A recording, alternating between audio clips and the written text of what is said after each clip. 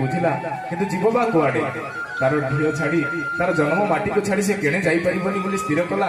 ଭଗବାନଙ୍କ ଉପରେ ଆଶ୍ରା ଟେକିଦେଲା, ଦୁଇ ହାତ ଟେକିଦେଲା, ସମର୍ପଣ ହେଇଯାଇ କହିଲା ଆଜି ଯାହା ବି ହଉ ମୁଁ ଏଇଠି ରହିବି, ମୁଁ କେଣେ ଯିବିନି। କାଳିଆ ସାନ୍ତ ଅଛନ୍ତି, ମତେ ନିଶ୍ଚିତ ରକ୍ଷା କରିବ।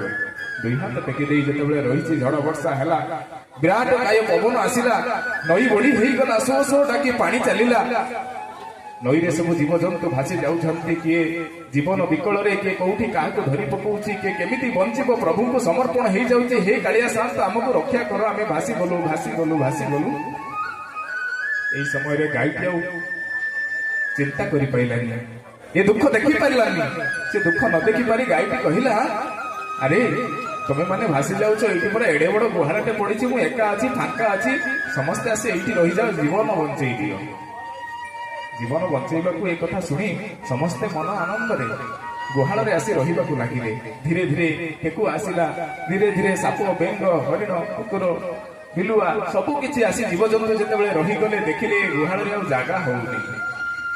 ସମସ୍ତେ ବିଚାର କଲେ ବାସ୍ତବରେ ଏଇ ଗୁହାଳରେ ଯୋଉ ବିରାଟକାୟ ଗାଈଟା ଅଛି ବେଶୀ ଜାଗା ମାରିଛି, ତାକୁ ଯଦି ଆମେ ବାହାର କରିଦେବା, ଠେଲିଦେବା, ଆଉ କିଛି ଜୀବ ବଞ୍ଚିଯିବେ।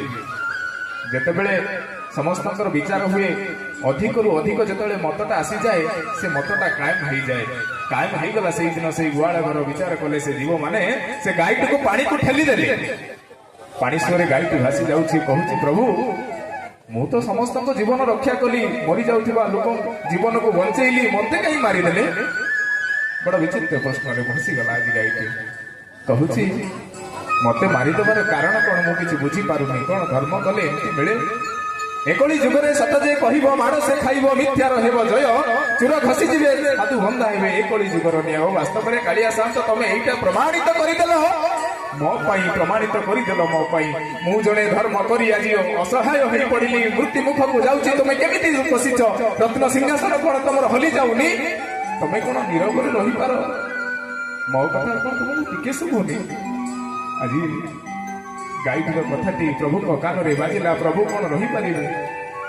ଅକର୍ମା ଦାନି ସେ ଅଟନ୍ତି, କର୍ମ ନଥିଲେ ଜାତି ଜିଅନ୍ତି, ବିନା କର୍ମରେ ଯିଏ ଦବାବାଲା, ସେ କାଳିଆ ଶାନ୍ତ ସ୍ଥିର କେମିତି ହେବେ? ଶୁଣିଲେ ଗାଈର କଥା, ତାକୁ ନେଇ ଗୋଟିଏ କୂଳରେ ଲଗେଇଲେ। ଲଗେଇ ସାରିଲା ପରେ ଗାଈଟି ପଚାରିଲା ପ୍ରଭୁ ମତେ କାହିଁକି ଏମିତି ଦଣ୍ଡ ଦେଲ? ଆଜି ବୁଝେଇ ଦେଉଛନ୍ତି କାଳିଆ ଶାନ୍ତ କେଡ଼େ ସୁନ୍ଦର ଭାବରେ।